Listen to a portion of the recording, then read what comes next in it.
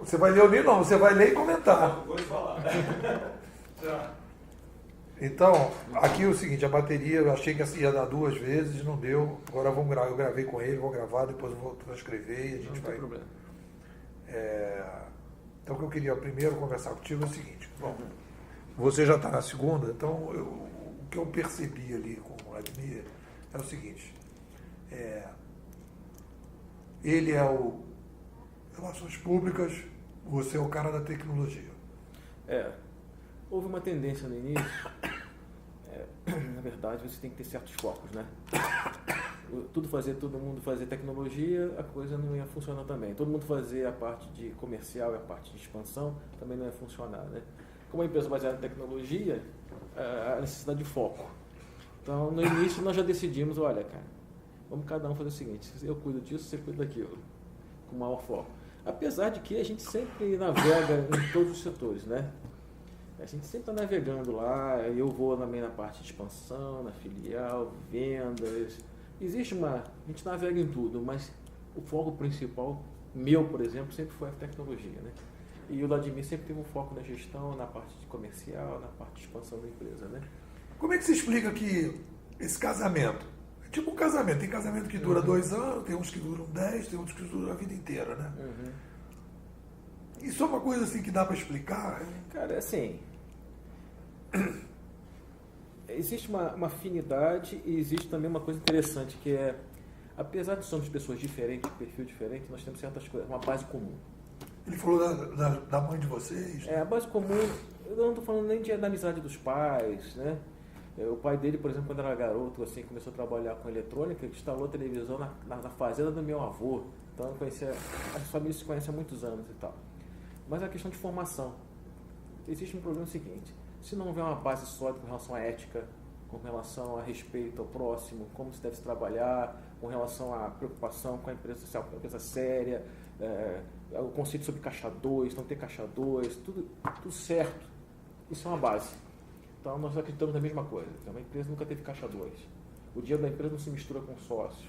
O sócio nós temos um salário e a questão de dividendos, depois de se decidir que vai investir ou não, a gente distribui dividendos ou não, junto em comum acordo. Então, existe uma base. A empresa sempre foi em primeiro lugar. Primeiro investiu-se na empresa, sempre. Então, isso é interessante. Mas a gente sempre concordou com essa base. Nós temos personalidades diferentes, mas uma base ética e valores muito, muito parecidas. Você acha que tem a ver com religião isso? Não, porque nós temos religiões diferentes. O Vladimir, eu sou mais religioso, o Vladimir não é. Ele é um religioso por... Não, eu digo assim, não estou falando uma coisa assim, mas a coisa assim de famílias, né, mais assim que tem uma cultura. Eu estou procurando motivos. Eu acho que é o seguinte, são valores muito fortes. A família do meu pai, por exemplo, nunca foi religiosa. A família do meu pai era por herança católica, mas meu pai nunca foi religioso. Mas meu pai tem uma herança moral e ética muito forte. Na época do meu avô, aquela coisa de você vender a fazenda no fio do bigode, que você falou que vai entregar, entendeu? Então ele tem uma formação muito forte com relação a isso. Sobre a questão moral, o que é meu, o que é seu, é seu. É descendente de que Para falar do meu pai, portugueses. Então, portugueses estão muitos anos aqui em Teresópolis. Acredito, o que eu já rastreei passa de 150 anos, entendeu? São os primeiros formadores aqui e tal, na região, que veio pelo vale lá de Venda Nova, que se chama, que é a ocupação por Friburgo, né? Que são as fazendas daquela região. A família do meu pai lá. A família da minha mãe é um misto de português, espanhol e italiano. A família da minha mãe também nunca foi assim, aquelas coisas, a religião funda, mas é uma formação sempre forte, né? Então, eu acho, mas esse lado veio mais do meu pai. Eu pensei, meu pai dava muito sobre isso. Eu lembro meu pai falando e fala as coisas assim, não, isso aqui é seu, isso aqui é meu, entendeu? Certo, não precisa assinar nada. Então, isso ele passou pra gente. Então, o Vladimir também, pelo que eu conheço, o seu Vladimir também. Então, a gente tem uma formação básica de ética, de respeito e tal. A gente nunca acreditou em caixa 2. O país se paga imposto, né? E se acerta, faz as coisas direito, senão as coisas não funcionam. Você não se expande com nada, com falta de respeito às leis, entendeu? Então, é uma base. A gente tem uma base aqui. Agora, valores, né? Zé Roberto, deixa eu perguntar uma coisa. Zé Ronaldo, desculpe. Zé Ronaldo, por que você já... O Vladimir falou que desde pequeno chamavam ele de diferente, que ele era um cara que já era capitão de time e tal. Você você se via como empregado e como é que foi isso? Tinha alguma coisa assim? Veio da placa-mãe e disse, não, desde criança eu já estava inquieto, Cara, eu era um garoto inquieto, irrequieto. Como é que é isso? o Vladimir tinha um perfil diferente. O Vladimir gostava de ser capitão, não sei o que lá, nada aqui. Sempre tive o perfil seguinte, cara, a gente tem que mudar o mundo. Quando eu era garoto, lá em casa não tinha biblioteca. Né? Meu pai não tinha condições de comprar e tal, era caro, o livro era caro, mas eu tinha um tio que tinha. Então eu ia para casa dele, às vezes terminava de brincar com meus primos, eu ia lá para a biblioteca dele, pegava a Barça, pegava a conhecer e ficava lendo como as coisas funcionam.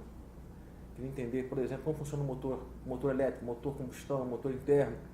Aquilo me fascinava e eu falei assim, cara, a gente tem que mudar o mundo, a gente tem que inventar coisas novas, a gente tem que mudar e tal. Então eu sempre tive um fascínio sobre o novo, sobre tecnologia e tal, que me fascinava.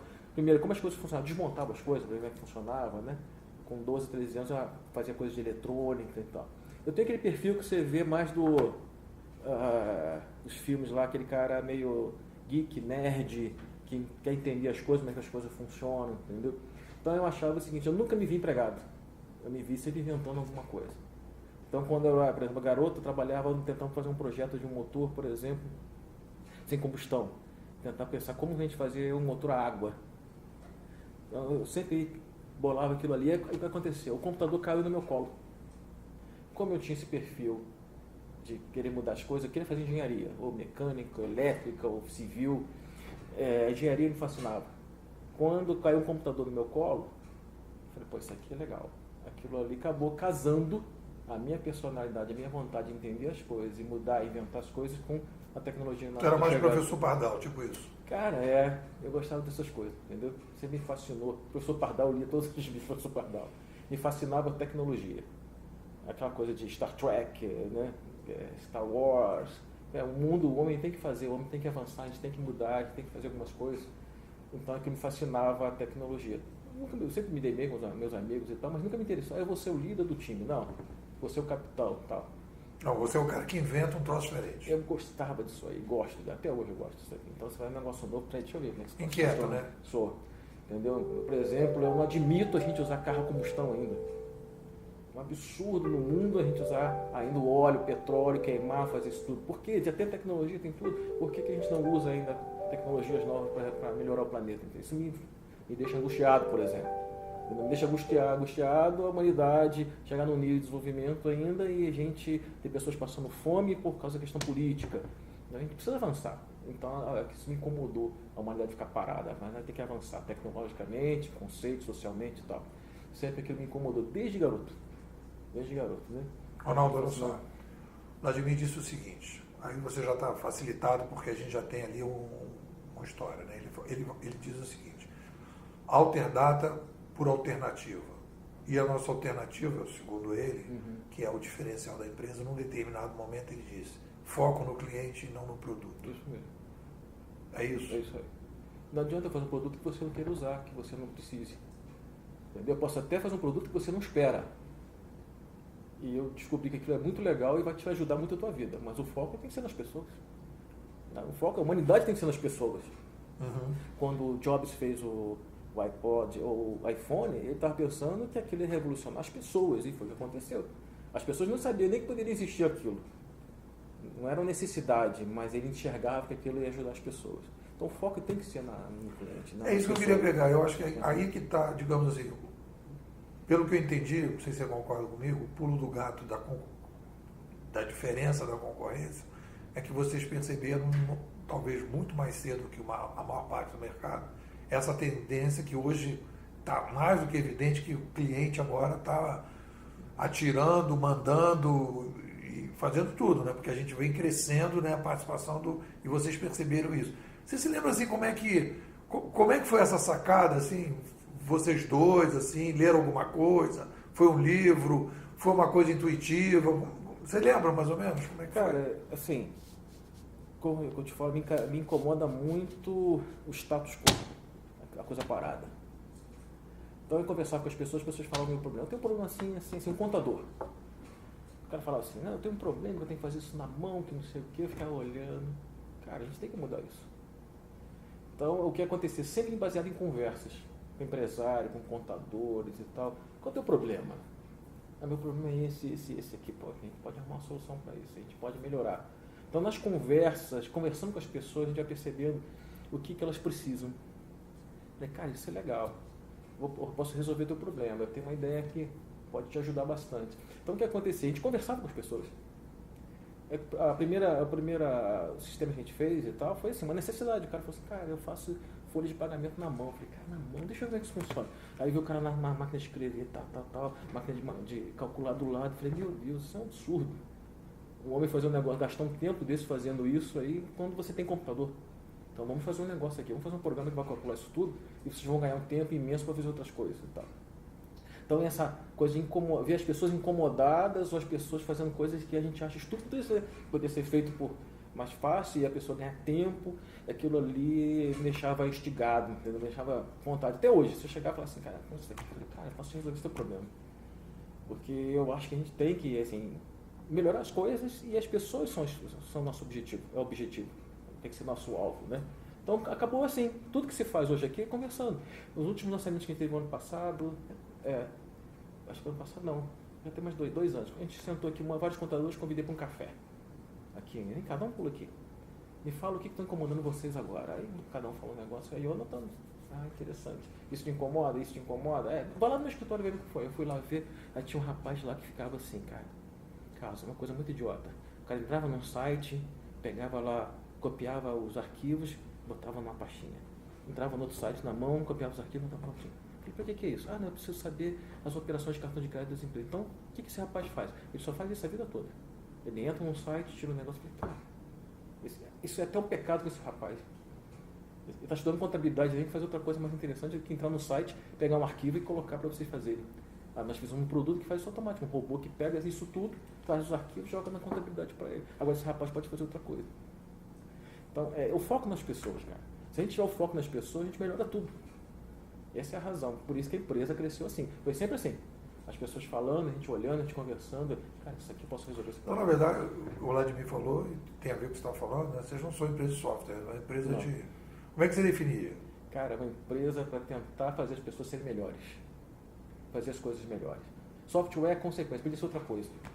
Software foi porque a gente o computador, legal, o software hoje faz parte da vida. Mas poderia ser um invento, poderia ser uma transição, entendeu? E se eu tivesse tempo, eu ia trabalhar, assim como o Elon Musk fez, num carro elétrico há muito tempo, é meu sonho. Por que não tem um carro elétrico? Porque a gente vai queimando óleo.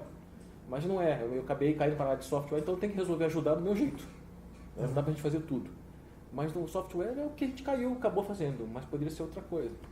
Uma coisa que eu acho que eu percebo você no Vladimir, assim, uma paixão quer dizer, óbvio que você está ganhando dinheiro, né, mas eu poderia estar vindo aqui, vocês falando e tal, mas eu não estou vendo, assim, não estou encontrando duas pessoas desanimadas. Não, Estou encontrando duas pessoas, assim, né, eu acho que tem uma coisa de inquietude, Vou te falar que eu tenho o mesmo ano que eu tinha quando tinha 20 anos, cara.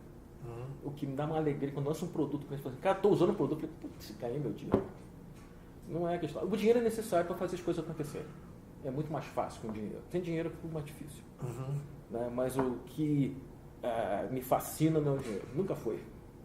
Foi as pessoas estarem usando as coisas e falar assim, pô, eu estou usando aquele negócio, me ajudou pra caramba, resolveu meu problema, agora eu posso... Tem uma questão de princípio aí, né?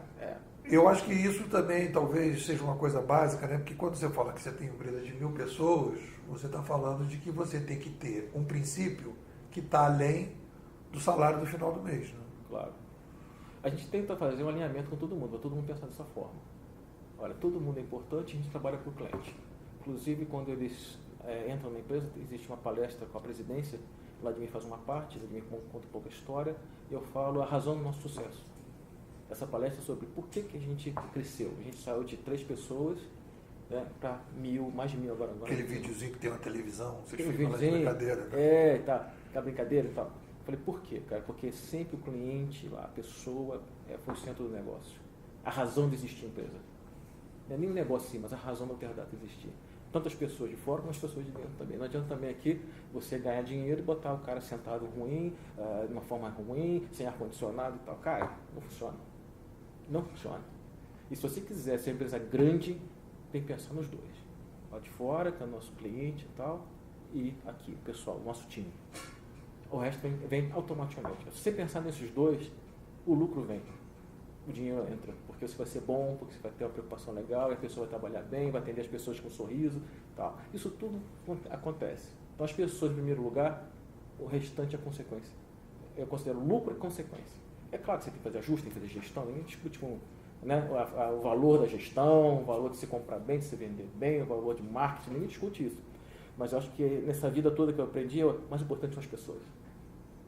As pessoas, se tanto foco nas pessoas, o resto acontece mais fácil.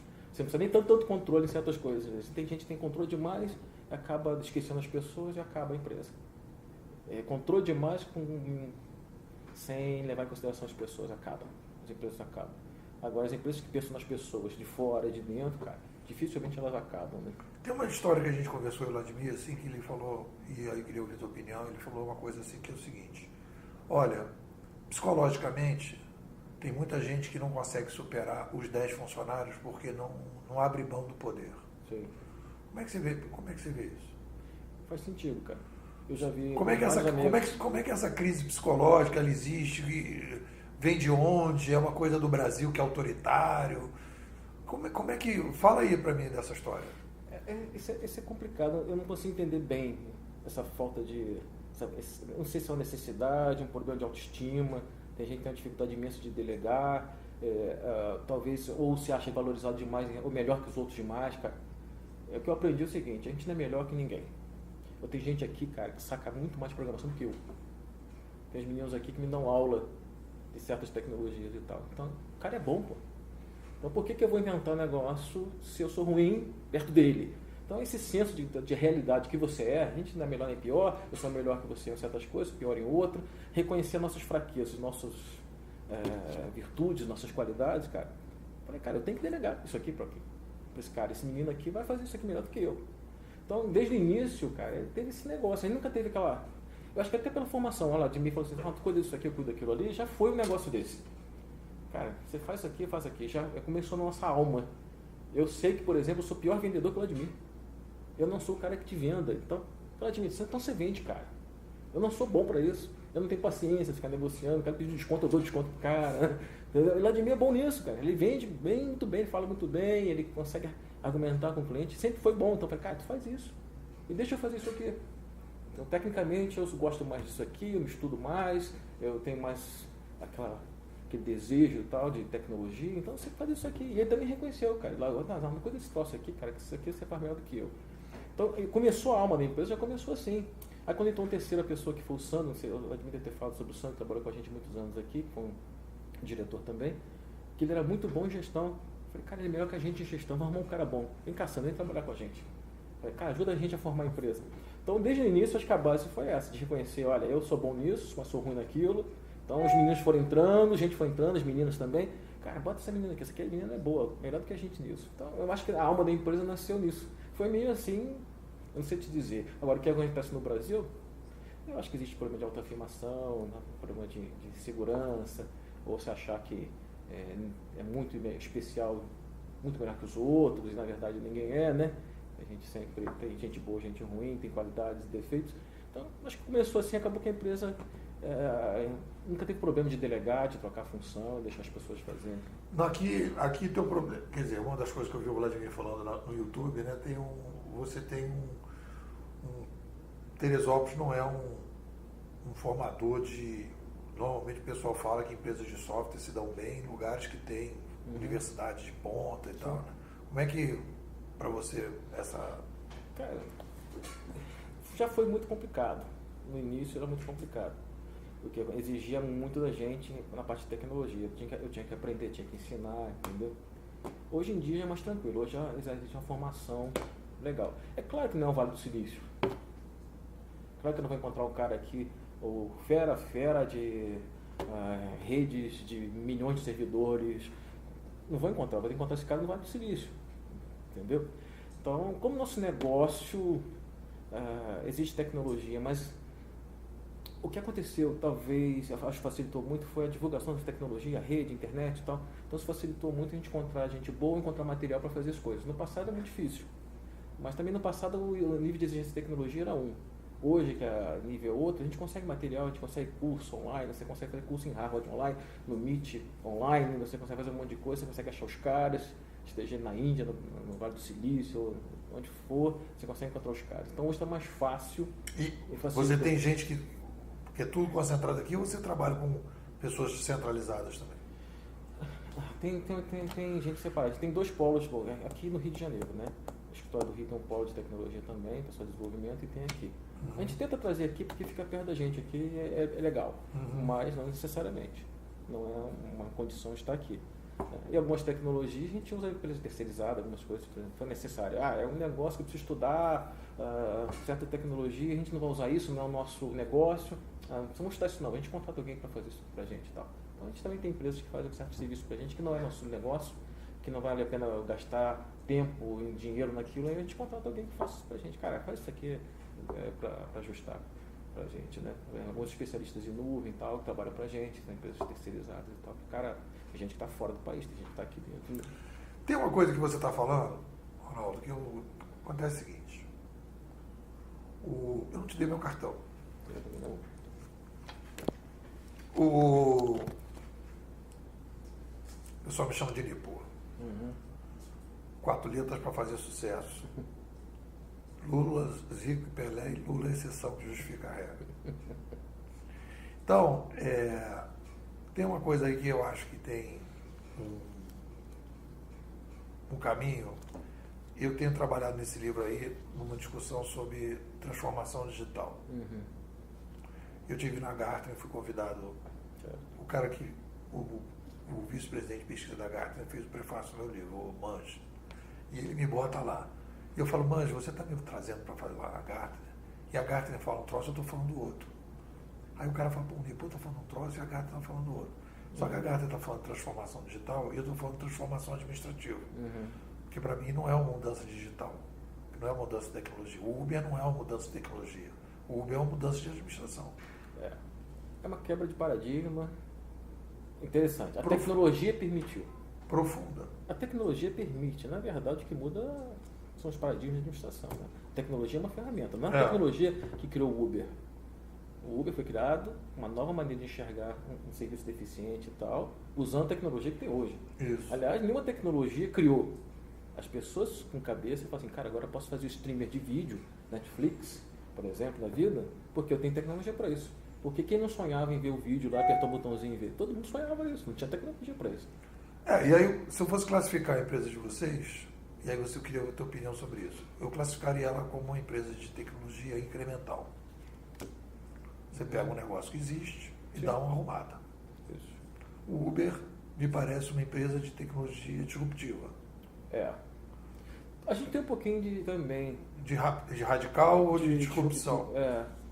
De romper certas coisas também. Radical. Mas não é o forte. Tá? Não é o forte. Me dá um exemplo de radical. A gente levou certos, por exemplo, a gente está rompendo agora com o conceito do contador de se relacionar com o cliente através de apps, por exemplo. O contador tinha um relacionamento muito, aquele negócio pessoal com as pessoas e tal. A gente está levando o negócio para o seguinte, cara, a gente vai romper um pouco porque a nova geração de empresários quer um relacionamento diferente com os contadores. Então a gente está levando o seguinte, está ensinando os contadores que o escritório de contabilidade, na verdade, vai virar um app como é o banco hoje. O banco é um app. Se o banco fechasse todas as agências hoje, praticamente não teria problema, né? Com exceção de você sacar dinheiro, não precisa ser agência do banco. Então a gente está tentando mostrar para isso para romper. Vai ter uma ruptura, a gente está aqui, olha, eu estou te dando a ferramenta para você, esse novo mundo. E já tem plataformas que fazem isso, né? Tem várias, né? De contabilidade. Existe a contabilidade. Que o cara paga menos, né? E se relaciona menos com o contador. Exatamente. Então isso é uma ruptura, mas a gente está falando até que para dizer o seguinte, olha, ele não vai ser nem site, é app mesmo. Não vai ser site. Explicando para isso, que vai romper, isso vai acabar e tal. Você fala app é aplicativo. Aplicativo em smartphone. Tá? Aplicativo em smartphone. Assim, não vai ser nem site. As pessoas não usam nem mais site hoje. As pessoas usam aplicativo no smartphone. Quer dizer, o computador... Então vocês estão desenvolvendo um aplicativo, isso realmente já é radical. Isso a gente já tem. A gente está agora fazendo palestra, tentando mostrar para os contadores, falando assim, cara, isso aí é o mundo que vocês vão enfrentar. Eu falo assim, a meninada hoje, que daqui a pouco, 5 anos ou 10 anos, está assumindo as empresas, eles não aceitam esse tipo de relacionamento que vocês têm hoje. Para eles é perda de tempo, eles não estão a fim de falar com você, não estão a fim de ir no teu escritório, tomar café, ele quer resolver as coisas muito rápidas e tal. Como hoje um banco, ninguém quer agência de banco.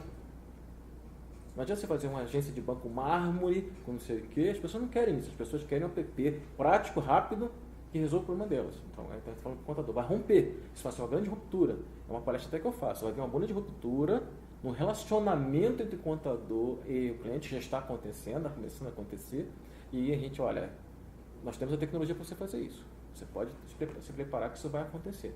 Então, de vez em quando a gente atua algumas pontas. E qual é a adesão disso? Os novos estão aderindo com força. Aí você vê exatamente o problema de geração.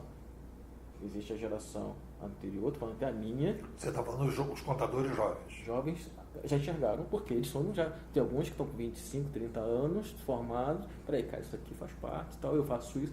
Quando eu brinco com o pessoal e falo assim, cara, você faz isso, você rompeu quando você passou a usar o app do banco. Quem usa o app do banco? Até o cara de 70 anos levanta a mão. É isso aí. Na verdade, você foi obrigado a romper já e não está percebendo que isso vai acontecer com o seu cliente também. Aí eles caem a ficha, entendem. Ah, entendi. Então, é porque você já faz isso. Aí eles conseguem entender. Isso é uma ruptura que a gente está participando e ajudando, né? Nessa mudança de relacionamento. E nessa área de imóveis? De quê? Imóveis. Imóveis? Vocês têm ferramenta para isso? Tem. Que eu tive na BMI, fiz uma palestra para eles. Sim. Existe alguma coisa, mas não é nosso forte, não. A gente está tentando trabalhar na melhoria da gestão do relacionamento entre condomínio e administradora, através de app também. Certas coisas está levando para app, já está funcionando. Então, ao invés de você ligar para a administradora para resolver um problema, você pode fazer por ali, pegar a segunda via do boleto, pagar, reclamar, falar. Então, tudo que a pessoa fazia antes, de uma forma de telefone e tal, a gente está colocando no app também. Quer dizer, o app é a grande ruptura de relacionamento no mundo todo. Tudo que tem relacionamento que antes era e-mail, pegar telefone e tal, vai migrar para uma coisa dentro do smartphone, do nosso smartphone. Isso é uma grande ruptura que vai acontecer no mundo todo, em todo tipo de relacionamento. Agora, falando de Alterdata daqui a 10 anos, como é que você vê isso? Bom, a nuvem é uma coisa que vai se tornar padrão. Hoje existe a nuvem, mas nem tudo está na nuvem ainda, então a nuvem vai ser uma coisa bem padrão. A gente vai contribuir para essa mudança de relacionamento. A gente vai ser um grande provedor de serviço, na verdade. Vai ser um grande provedor de serviço, não de software só. A gente vai trabalhar, as pessoas vão usar nossas soluções e tal, mas a gente também vai ajudá-los com consultoria, nós vamos ajudar com treinamento. A gente vê que a gente vai passar mais para serviço do que outra coisa. Serviço de como ajudar você a usar a tecnologia, ajudar você a aprender certas coisas novas, usar nosso serviço. A coisa vai começar a se transformar em mais serviço e mais amplo. Muito ligado à consultoria também, está enxergando que isso vai acontecer. Vou te ajudar as empresas, olha, você quer fazer um sistema de CRM e tal? A gente tem CRM, mas eu vou te ajudar a colocar o CRM. O que é importante no cliente? Como é que você relaciona? Como é que você coloca isso? A gente vai passar muito a fazer esse tipo de trabalho. Ronaldo, no meu livro, esse que eu estou lançando agora, vocês receberam o primeiro exemplar que a editora me mandou, porque eu estava aqui em Teresópolis, chegou lá no Rio, a minha filha me trouxe eram 10, e aí eu estou dando para vocês. Eu digo o seguinte, que depois de estudar isso, 20 anos que eu estou estudando isso, mas a sério mesmo, há 15, desde que eu comecei a dar aula, eu comecei a escrever livro, já é o meu terceiro livro, eu digo o seguinte, olha, a saída para as organizações é montar uma área separada, uma empresa nova, e essa empresa nova trabalhar com disrupção. Como é que você vê um troço desse? A gente também vê isso. Eu me preocupo porque tem hora que até aqui você romper certas coisas é complicado, apesar de ser uma empresa de tecnologia e com jovens, né? Tem horas nós estamos pensando nisso. Por exemplo, a gente quer montar uma startup nova agora. A gente está na dúvida se a gente faz aqui dentro, eu faço uma incubadora fora, entendeu? Uma pegada diferente. Porque quando você entra numa corporação maior, tem regras, tem isso, tem aquilo, que às vezes atrapalha muito o desenvolvimento do negócio novo. A maioria das empresas está começando a enxergar isso. De repente, eu boto os meninos isolados lá, numa casinha, tudo colorido, trabalho de bermuda, de chinelo, levo o cachorro, não tem problema nenhum, mas vamos inventar um negócio novo. Porque é difícil colocar tudo numa estrutura maior, que tem regra, que tem isso. Porque tem uma coisa que é a seguinte, isso é a minha análise. Se você analisar o Uber, se você analisar o Airbnb, etc., você acabou com o gerente.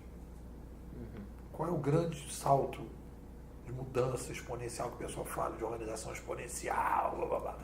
Aí o pessoal fala de organização exponencial, parece assim, que o cara fala assim, eu falei, tá, aí eu chego para os caras, o pessoal na palestra, fala, organização exponencial. Aí tu fala assim, o que é? Uma meditação?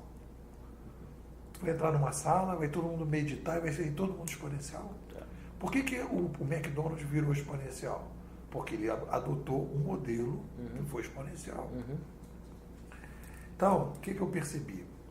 E aí eu fiz um estudo histórico, 70 mil anos, e fui, não sei o quê. Tem um livro, você vai ler, eu espero que você leia e comente também. Sim.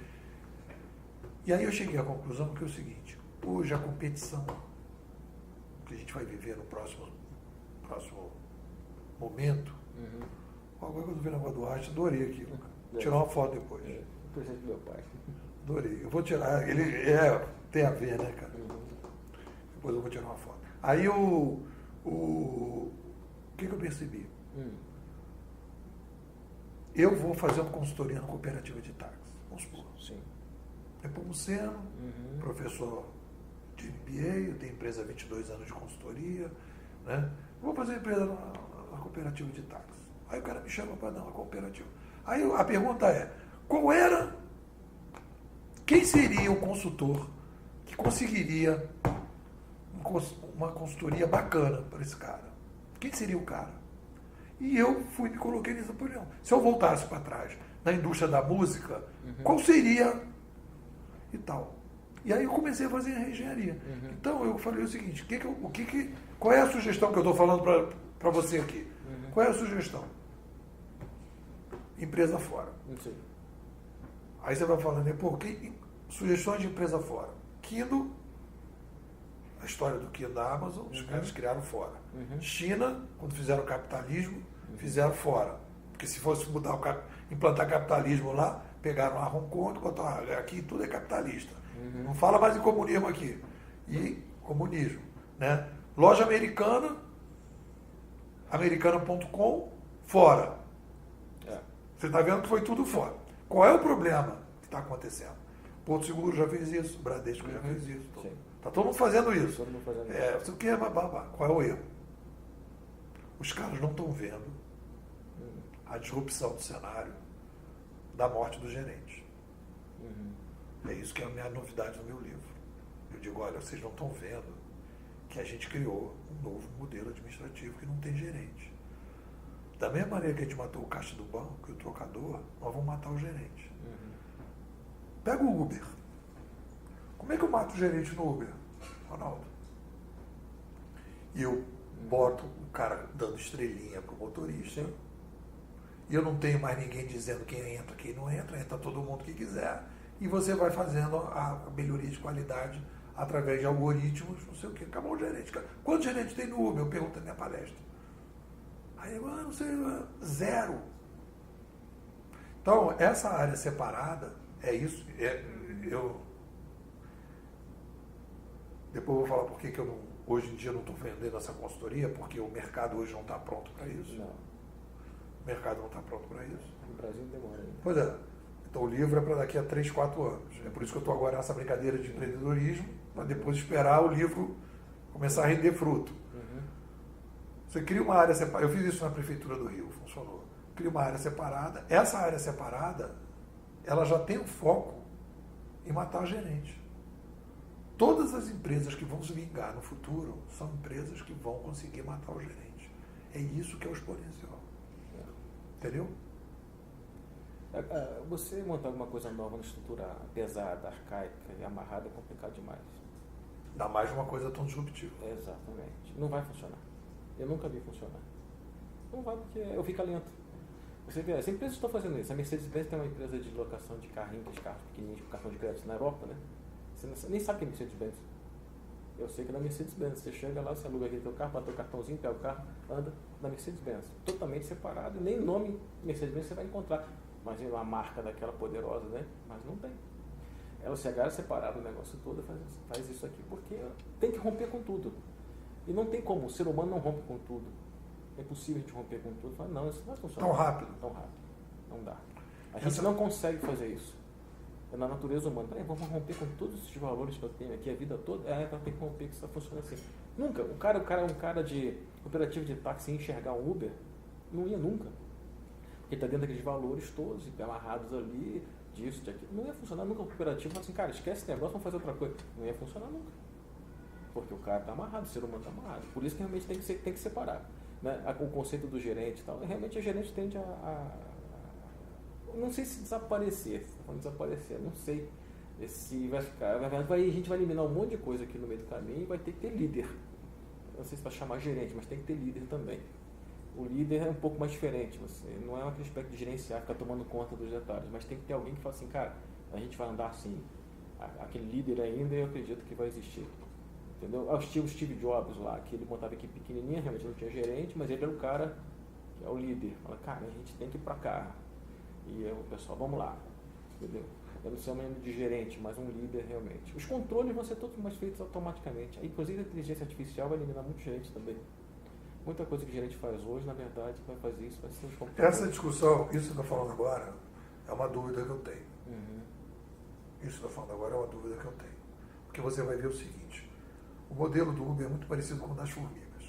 Sim. Formiga trabalha com rastro.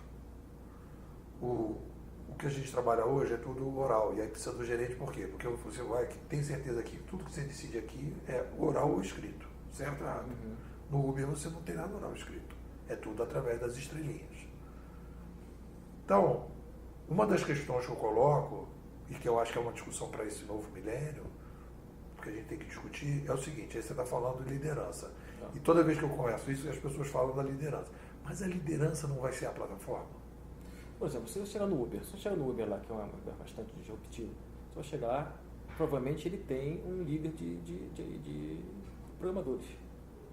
Geralmente tem um chama de PO, que é o dono do produto, que fala para a equipe, eu quero isso, eu quero aquilo, tem que entregar quando, existe um cara coordenando. Todas as empresas aí tem. Não, você está falando, mas o que eu estou te falando é uma liderança, isso é uma discussão legal, porque a liderança, ele está, na verdade, ele não é o líder que a gente está falando hoje, é um outro tipo de líder. Exatamente.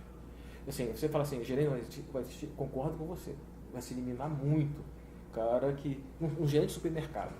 Para que tem um cara de gerente de supermercado com tecnologia? Os sistemas vão fazer tudo sozinho.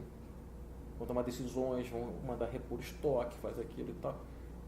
Não há necessidade de um gerente do supermercado, uma filial do supermercado. Vai ser restringido, mas não há necessidade. Vai se eliminar. Agora, dentro do supermercado, talvez tenha que ter um estrategista lá que tem uma equipe para pensar em certas coisas. Então, assim, não sei se elimina, troca muito papel. Elimina, sim, uma grande parte elimina, que as máquinas vão fazer melhor. É o próprio Uber, quando você avalia lá, é um algoritmo que analisa aquilo tudo, fala assim, cara, esse cara tem que ser expulso, não pode. Então, não é um gerente tomar nem. Não é um gerente tomar uma decisão se o motor de Uber precisa sair. O próprio sistema toma essa decisão. Esse cara aqui você não pode mais, cara, você é ruim, todo mundo te dá nota ruim. Isso o gerente ia fazer, não precisa mais. Então, a tecnologia vai substituir muito dos gerentes nessas decisões que são facilmente tomadas por sistemas inteligentes. Vão eliminar. Então, você vai eliminar. Agora, vai ter ainda líderes num papel um pouco diferente. Não que ele ficar tomando conta de númerozinhos e tal, mas é aquele cara que pensa no usuário, pensa no consumidor daquilo, pensa no produto, como evoluir o produto. Ele não é bem um gerente, mas ele é um papel que não existe muito forte. As empresas brasileiras, por exemplo. A gente limpa uma coisa e aí aquela liderança ela vai trabalhar. E aí tem uma outra discussão, né, que eu acho que a gente também está colocada, que é essa chegada do blockchain, né, quer dizer, que você vê, por exemplo, no caso do Bitcoin, né, o cara criou e não mexe mais, não pode mexer mais. Aí o Bitcoin não mexe mais. Você cria o troço. As moedas digitais, assim, eu concordo plenamente com você quando você fala o gerente no papel hoje nós conhecemos. Isso. Eu concordo plenamente com você. Porque eu vejo um papel, entre aspas, se tornar. As decisões que esses gerentes tomam hoje, cara, os sistemas vão tomar de forma melhor. Então, para que você precisa do gerente para tomar tipo. Olha, eu vou te contar, Ronaldo, eu vou te contar como é que eu fiz o trabalho na prefeitura, que talvez a gente possa até pensar em fazer alguma coisa. Não vim com essa intenção, mas digamos que possa pensar. O que eu fiz na prefeitura?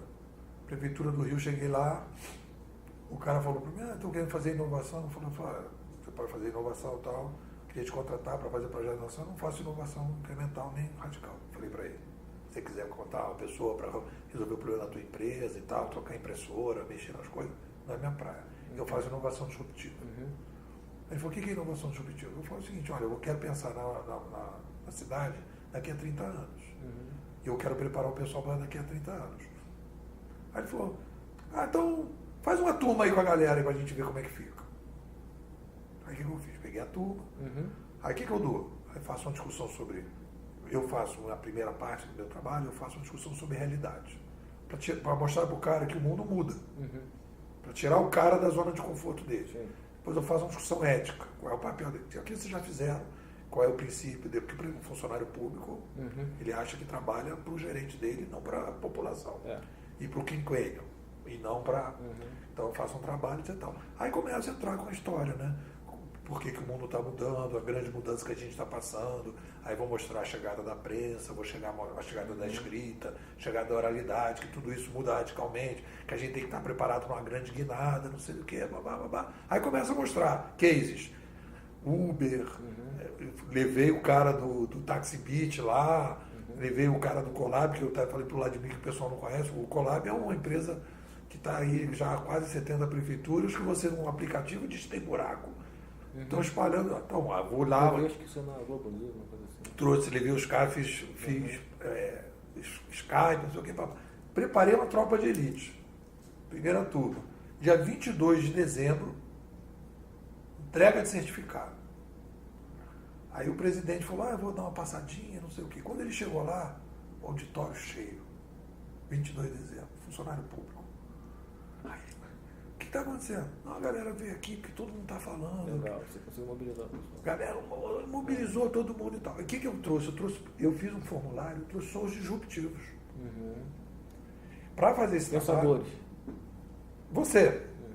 Eu fiz um negócio, eu descobri. Eu tenho a sensibilidade para trazer os disruptivos. E o disruptivo influencia todo mundo. A galera que... Entendeu? Todo mundo identifica. Pô, esses caras estão falando uma coisa bacana. Aí fizemos uma palestra de encerramento. O presidente queria ficar meia hora. Ficou até o final, 4 horas, porque ele nunca tinha visto na empresa que ele estava aquela motivação. Aí me contratou para mais 7 turmas. Show. Aí fizemos um aplicativo para transporte. Não saiu do papel. Feira, controle de feira, saúde, educação, pracinha de terceira idade. Tudo controlado, uberizando tudo. Legal. O cara lá... Foi a gestão do Eduardo Paes? A do Paes, só que o presidente da IPLAN era o Ricardo, que ele inclusive fez um pedaço da dedicatória do meu livro. Ele foi para a Secretaria de Saúde no meio do processo. Aí entrou um outro cara. Não é bem isso e tal. É um problema da administração pública. Isso. Aí não é bem isso, etc. Então ali consolidei a minha metodologia. Eu percebi que... E desde o primeiro dia eu disse, olha, isso aqui é IPLAN, o nome do projeto lá a empresa é IPLAN. É IPLAN 3.0. Não é IPLAN. Eu não quero mexer com nada. E isso foi ótimo, que relaxou todo mundo. Porque a galera daqui... Vai mexer, só está funcionando. Não, ninguém quer mexer. E não pode mexer, porque são duas coisas. Olha só. Ronaldo, esse é o aprendizado do meu livro. Isso aqui é uma linguagem, o Uber usa uma linguagem que é a linguagem próxima das formigas, e nós trabalhamos hoje com uma linguagem oral escrita. Essa linguagem aqui é uma linguagem nova. E esse modelo de administração, foi essa minha sacação, a administração usa uma linguagem. Quando eu mudo a linguagem, eu mudo o modelo de administração. Então essa galera que você vai formar para esse novo núcleo, eles têm que entender isso aqui. E qual é o problema desse cara aqui disruptivo, Ronaldo? Você hoje conversa com o cara, você chega lá para o contador e fala, querido, te perguntar aqui, qual é o problema que você tem hoje? Aí o cara fala, estou sentindo isso, estou sentindo aquilo. Aí eu chego para o cara, o Henry Ford, chega para o cara, você está com problema de cavalo? Não, meu cavalo, eu quero um cavalo mais rápido. Ele não consegue dizer o que ele quer. Exatamente. Você tem, no sentido que você vai fazer o que ele quer. Você vai talvez trazer uma coisa que ele nem não espera. Exatamente. Então, essa é a disrupção. A disrupção trabalha com uma demanda invisível. Então, é muito mais difícil lançar produto para isso. A demanda... Qual o problema? O problema na humanidade, lá de comunicação, não sei o que, lá e tal, de computação, que ficava restrito nos computadores. O Jobs já tinha enxergado isso há muito tempo.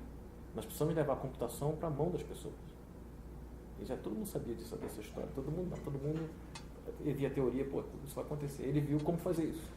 Agora as pessoas não esperavam. Olha, você tem noção como eu estou nessa brincadeira? Eu tive na BNI, me convidaram em Natal, teve um congresso da BNI em Natal, que é teu cliente, digamos.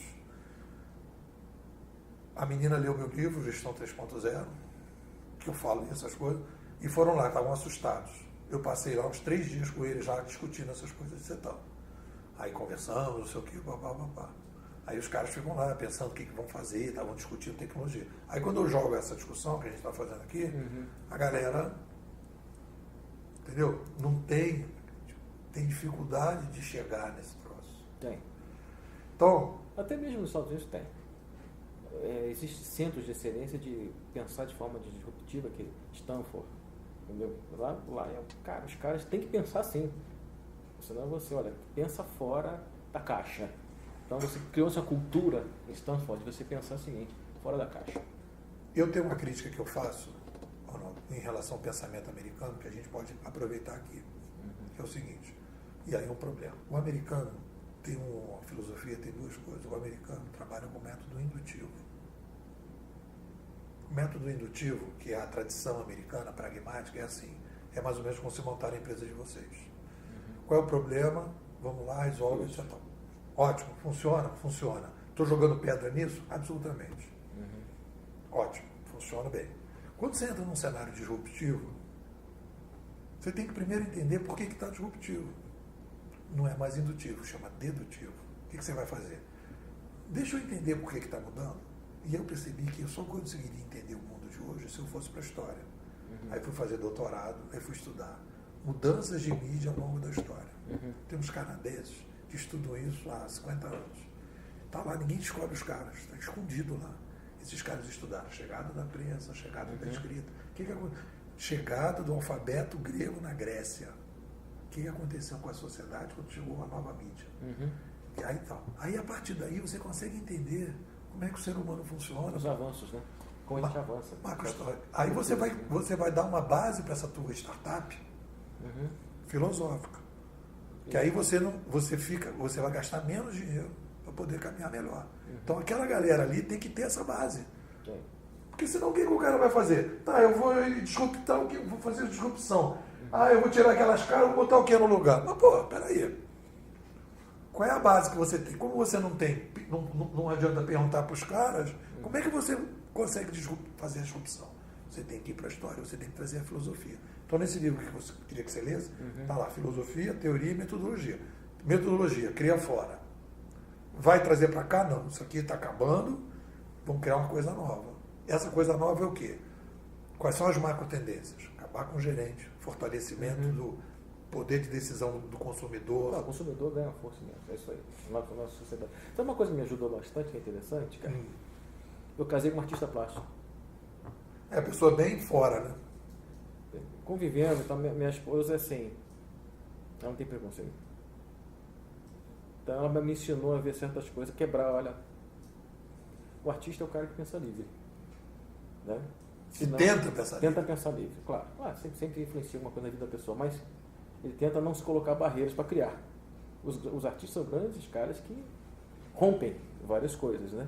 Então isso me ajudou bastante a enxergar as coisas. Peraí, sempre fez isso na história humana, mas peraí, não significa que não tem outro jeito de se fazer, ou melhorar, ou fazer diferente, né? Então, quando você começa a estudar arte, história da arte, eu acabei estudando história da arte por tabela com ela, né? Vendo os grandes caras, que os caras são gênios e tal, você começa a ver como é que eles rompem certas coisas e tal, e levam ao desenvolvimento da sociedade.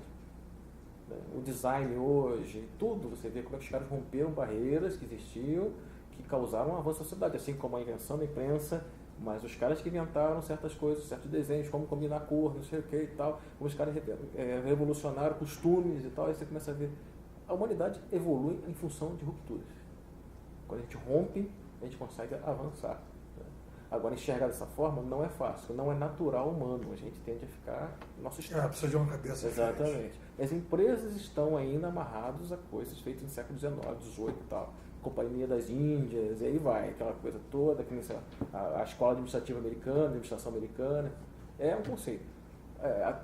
Até mesmo universidades americanas são muito travados como Harvard, não é com Stanford. Stanford é diferente. Lá eles conseguiram botar uma cabeça, você vê, onde saiu tudo que tem hoje, Stanford. Olha, quando eu venho para cá, tem um Pedrinho, ele é conselheiro lá, ele é presidente do conselho lá do Gomaria. Aí ele falou, pô, vai lá falar com os caras lá, vai fazer uma palestra lá para eles, lá naquela universidade corporativa. Eu falei, Pedrinho, eu não vou fazer palestra na universidade, não vou me oferecer para fazer palestra na universidade corporativa, porque eu atrapalho as empresas. Agora, no momento que você está pensando em fazer essa startup, eu já posso vender um negócio para você.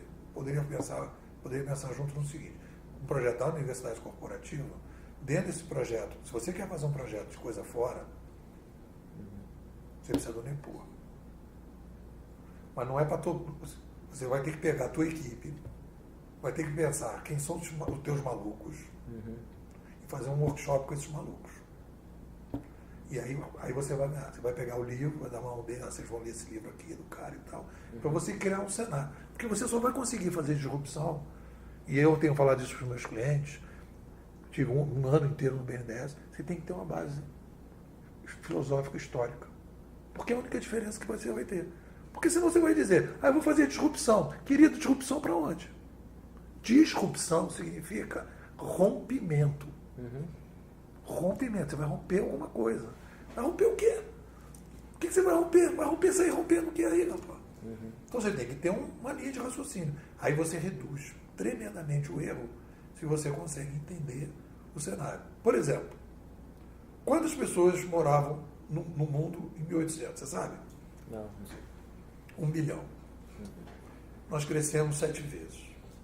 Você acha que o mundo vai continuar igual depois de 7 vezes? Não.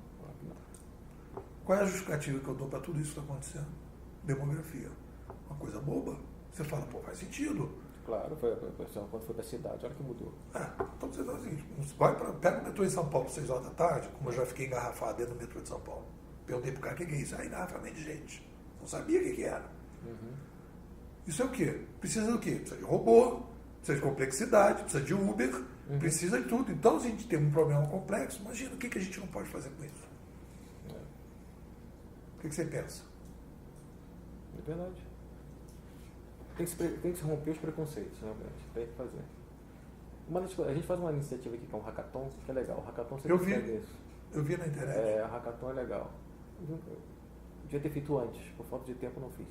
Mas você percebe a meninada pensando fora da caixinha, entendeu? O problema do hackathon que eu vejo... A gente vai nascer uma startup do hackathon. O problema do hackathon que eu vejo é o seguinte, se você vai fazer fora, ok, beleza. Isso, fora. Aí beleza. Mas se você... Normalmente o pessoal quer fazer hackathon, que faz um hackathon, que é o pessoal das formigas, e traz para os tamanduás. Aí o tamanduá, vem para cá! Aí come todas as formigas. Eu vi uma entrevista do Steve Jobs, de 95, chama A Entrevista Perdida de Steve Jobs. Não sei se você já viu, na Netflix tem. Eu falo, todo mundo deve ver. Aí você vê a clareza do cara. O pessoal fala, depois que o cara fez um monte de coisa, você vê antes, pouco antes dele salvar a Apple. 95, o cara acho que estava com 39 anos. Ele fala uma coisa muito interessante. O pessoal acusa, acho que nessa entrevista, ela fala assim, acusaram você de roubar da Xerox, aquele negócio. Ele ficou olhando o cara, daquele jeito dele. Roubar o quê? Você acha na Xerox aquele pessoal ia olhar o mouse, olhar a interface gráfica e fazer alguma coisa com aquilo? Os caras só tinham cabeça em toner e a impressora. A cabeça dos caras era cabeça de toner. Então aqueles caras, ele fala assim, os caras eram muito bons, eram as formigas. Os caras eram muito bons, mas vão levar para os tamanduás e eles não iam entender nada. Então eu não roubei, porque eles não iam fazer nada com aquilo. Na verdade, ele fala assim, eu não peguei. Eu peguei a ideia, porque aquela ideia ia morrer, acabar, porque eles não iam usar. A cabeça dos caras era a cabeça de toner, eles chamam de cabeça de toner. Então os caras eram os tamanduás. Ele precisou olhar, pô, isso aqui é o futuro. Quando ele falou assim, quando eu vi aquilo, eu falei, cara, todo computador vai usar isso daqui a tantos anos. Aí o cara falou, mas por que eles não usaram? Não usaram porque tinha cabeça de toner. E essa tua startup está pensando em fazer o quê?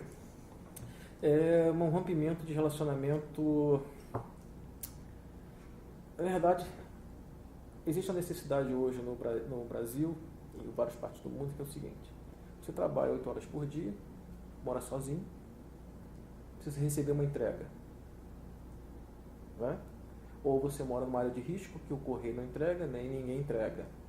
Existe hoje no Brasil o seguinte, gente que quebra o galho para alguém para receber entrega para os outros. Isso foi a ideia dos meninos da Hackathon. Inclusive, necessidade deles. A gente tem pessoas que moram na zona rural que só se entrega no mercadinho da zona rural. Existe a necessidade de alguém receber alguma coisa para você. E o que essa plataforma vai fazer? Vai ligar as pessoas que estão dispostas a serem receptores com as pessoas que precisam de alguém receber mercadoria. É boa. Entendeu? A ideia é essa, está começando a nascer já. Agora esse ano nós vamos lançar. A ideia é que a plataforma, você se cadastra com um receptor, você pode ser um receptor pago ou não, você pode ser um receptor voluntário, e as pessoas verifiquem quem são os receptores naquela região, naquela área, ou aqueles que você tem relacionamento já, e quando fizer a compra online, vai ter a entrega aqui, por favor, desse endereço aqui para mim.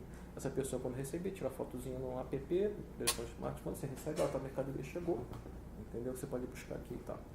Então, uma plataforma dessa vai fazer esse relacionamento entre... Muito bom. Aí vai ter estrelinha, aquelas coisas. Aí vai aquela coisa para a plataforma, né? O receptor é bom, é ruim, igual o Uber, o cara me tratou mal educado, o lugar é ruim, úmido. Então, aquela capacidade... eu acho que nessa linha, quer dizer, eu acho que, não sei se você está pensando isso, né? Mas eu acho que mais do que uma startup, você tinha que criar uma espécie de aceleradora uberizada, né? Exatamente, a gente vai acelerar ela. Uma aceleradora de uberização.